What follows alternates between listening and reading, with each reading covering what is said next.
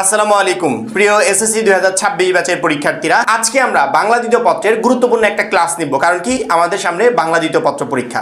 বাংলা দ্বিতীয় পত্রের প্রথম ক্লাস আমরা দিয়েছিলাম তোমাদের সাজেশন রিলেটেড। আমাদের সাজেশনটা যারা দেখেছো, আমার মনে হয় বাংলা দ্বিতীয় পত্র নিয়ে তাদের আর কোনো সমস্যা নেই। সাজেশনের ওই টপিকগুলো কমপ্লিট করলে ইনশাআল্লাহ বাংলা দ্বিতীয় পত্রে তুমি টোটালি 100% প্রশ্ন কমন পেয়ে যাবে। তার পরবর্তীতে আমরা অনুচ্ছেদ লেখার নিয়ম নিয়ে একটা ভিডিও দিয়েছিলাম। কেউ যদি ওই ভিডিওটা দেখে, অনুচ্ছেদের টোটাল প্রবলেমটা তার সলভ। আজকে আমরা দিব সংবাদ প্রতিবেদন। মাত্র 100 টাকায় যারা এখনো আমাদের এসএসসি 26 টার্গেট প্লাস কোর্সে যুক্ত হন, এই খুবই দ্রুত করো। কারণ কি, একটা মাত্র কোর্সে তুমি সকল সাবজেক্টের সাজেশন পাবে, সকল গ্রুপের পিডিএফ আকারে, বিগত 5 বছরের বোর্ড এমসিকিউ পাবে উত্তর সহ পিডিএফ আকারে, প্রত্যেকটা সাবজেক্টের প্রত্যেকটা চ্যাপ্টার ভিত্তিক জ্ঞানমূলক এবং অনুধাবনমূলক প্রশ্ন উত্তর পাবে পিডিএফ আকারে, চ্যাপ্টার ভিত্তিক সংক্ষিপ্ত প্রশ্ন উত্তর পাবে পিডিএফ আকারে, গ্রামার অংশে শর্টকাট টেকনিক, লিখিত অংশে শর্টকাট টেকনিক, পড়াশোনার রুটিন, এ প্লাস গাইডলাইন সবকিছু থাকছে এই একটা মাত্র কোর্সে। যারা এখনো আমাদের কোর্সে যুক্ত হন, স্ক্রিনে দেওয়া নাম্বারে 100 টাকা কোর্স ফি পাঠিয়ে এই নাম্বারেই হোয়াটসঅ্যাপে আমাকে জানাবে ব্যাক কোর্স ফি পাঠিয়েছি, সাথে সাথে তোমাকে গ্রুপে যুক্ত করে নিব। তখন থেকে তোমার এই প্লাস প্রস্তুতি শুরু হয়ে যাবে। আমাদের 5 নম্বরে আসবে সংবাদ প্রতিবেদন। একবারে ক্লিয়ার করে বলে দিয়েছে, প্রতিবেদন কিন্তু দুই রকমের, এক হচ্ছে প্রাতিষ্ঠানিক, দুই হচ্ছে সংবাদ প্রতিবেদন।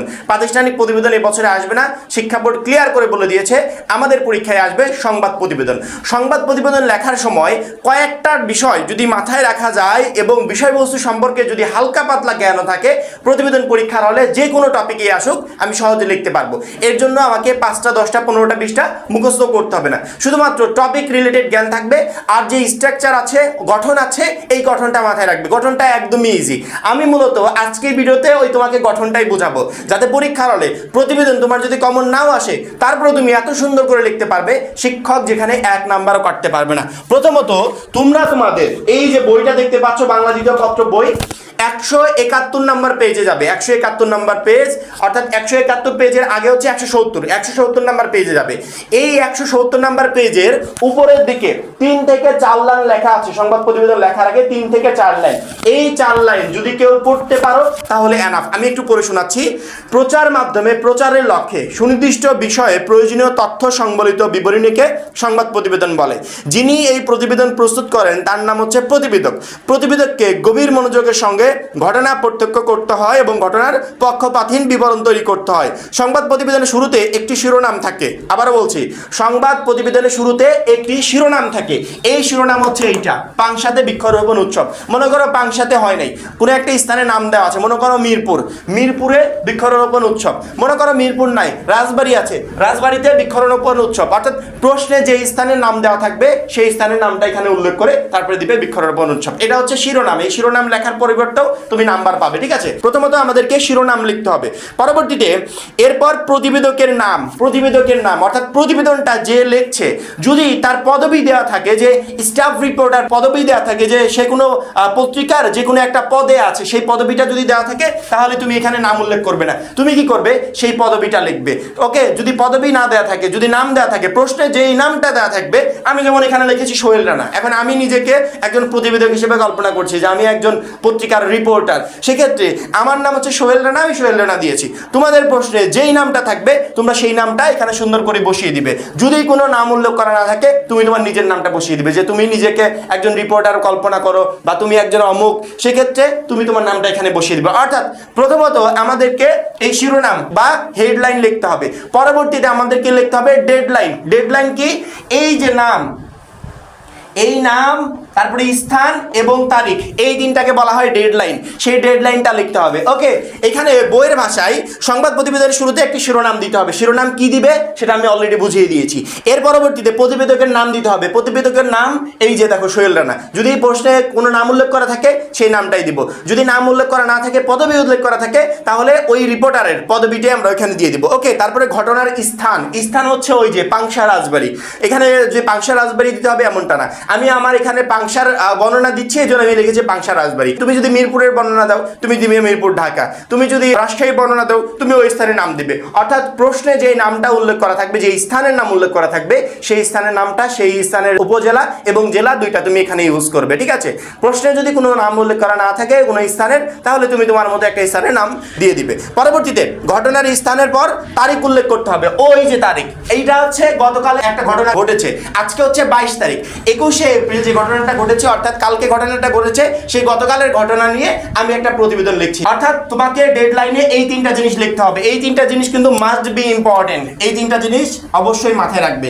এই তিনটা জিনিস যদি মাথায় রাখতে পারো, যে কোনো প্রতিবেদন তুমি স্টার্টিংটা এত সুন্দর করে করতে পারবে যে শিক্ষক ওইখানে কোনো ধরনের নাম্বার কাটার অপশন পাবে না। অর্থাৎ যে কোনো প্রতিবেদনের ক্ষেত্রে এই স্ট্রাকচার সেম হবে। প্রথমত শিরোনাম অথবা হেডলাইন।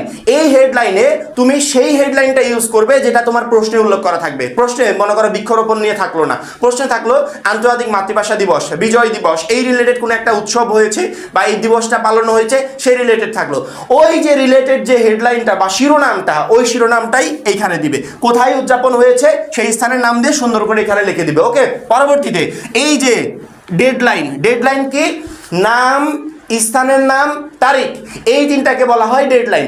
প্রতিবেদকের নাম, স্থানের নাম, তারিখ। যদি প্রতিবেদকের নাম উল্লেখ করা না থাকে, যদি প্রতিবেদকের পদবি উল্লেখ করা থাকে যে সে কোনো একটা পত্রিকার অমুক, তাহলে ওই পদবিটা এখানে সুন্দর করে উল্লেখ করে দিবে। পরবর্তীতে স্থান, কোন স্থানে হয়েছিল এই ঘটনাটা, সেই স্থানটা উল্লেখ করে দিবে। তার পরবর্তীতে তারিখ, সেই তারিখটা এখানে উল্লেখ করে দিবে। ওকে, যদি এই সিস্টেমে কোনো শিক্ষার্থী পরীক্ষার হলে প্রতিবেদন লিখতে পারে, শিক্ষক 1 নাম্বার কাটার অপশন পাবে না।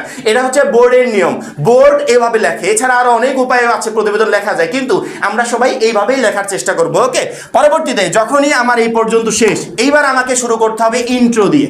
ইন্ট্রো অর্থাৎ শুরু, প্রতিবেদনটা শুরু করতে হবে ইন্ট্রো। এটা হচ্ছে হেডলাইন, এটা হচ্ছে ডেডলাইন, আর এটা হচ্ছে ইন্ট্রো।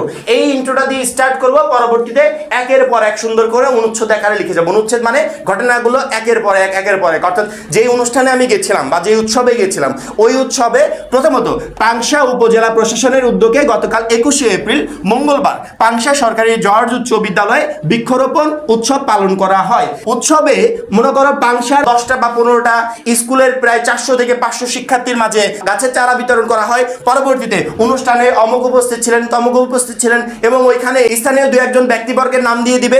যার পরবর্তীতে তাদের উপস্থিতিতে বৃক্ষরোপণ করা হয় বা যে কোনো একটা কর্মসূচি পালন করা হয়।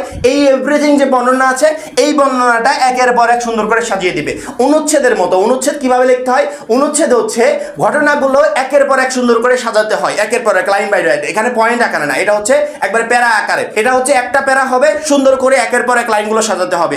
ওই সেম প্রসেসে, ওই অনুচ্ছেদ প্রসেসেই তোমাকে এখানে ঘটনাগুলো, তোমার সামনে যেটা ঘটেছে, চোখের সামনে যেটা দেখেছো, ওই ঘটনাগুলো সুন্দর করে একের পর এক লাইন এখানে ব্যাখ্যা করে দিবে। এক প্যারাতে শেষ করে দিবে, 4-5 প্যারা করে লেখা কোনো প্রয়োজন নাই। এক প্যারাতে তুমি সুন্দর করে ঘটনাটা ব্যাখ্যা করে শেষ করে দিবে। এবং এই সংবাদ প্রতিবেদনের লাস্টে গিয়ে না তোমাকে খাম আঁকাতে হবে, না তোমাকে ইতি অমক, আপনার স্নেহের তমক, এইগুলো লিখতে হবে, কিচ্ছু না। তুমি শুধুমাত্র এই হেডলাইন এবং এই ডেডলাইন, এই দুইটা যদি মাথায় রাখতে পারো, আর এই ইন্ট্রো লাইনটা যদি সুন্দর করে শুরু করতে পারো, তার পরবর্তীতে ঘটনাগুলো একের পর এক লাইন উল্লেখ করে দিবে, আর কিচ্ছু তোমাকে করতে হবে না। পরীক্ষার হলে এই সংবাদ প্রতিবেদন লেখা এত পরিমাণে সহজ, কোনো শিক্ষার্থী যদি এই স্ট্রাকচারটা মাথায় রাখতে পারে, পরীক্ষার হলে যে কোনো বিষয়ে প্রতিবেদন আসুক, ওই টপিক রিলেটেড যদি একটু মাথায় জ্ঞান থাকে, তাহলে সহজে পরীক্ষার হলে প্রতিবেদনটা লেখা যায়। আরেকবার একটু ক্লিয়ার করে বলছি, সুন্দর করে শুনে নাও। পরীক্ষার হলে যখন প্রশ্নে আমার প্রতিবেদন আসবে, আমি প্রশ্নটা দেখার সাথে সাথে আগে শিরোনামটা খুঁজে বের করব যে কোন বিষয়ে প্রতিবেদন লিখতে বলা হয়েছে। যখনই আমি শিরোনামটা খুঁজে পাবো, ওই শিরোনামটা সুন্দর করে এখানে আমি বসিয়ে দিব। হয়ে গেল এই শিরোনাম। এই যে সুন্দর করে তুমি লিখেছো, নিচে চাইলে তুমি জেল পেন দিয়ে লেখাটা আরেকটু আকর্ষণীয় করতে পারো, ঠিক আছে?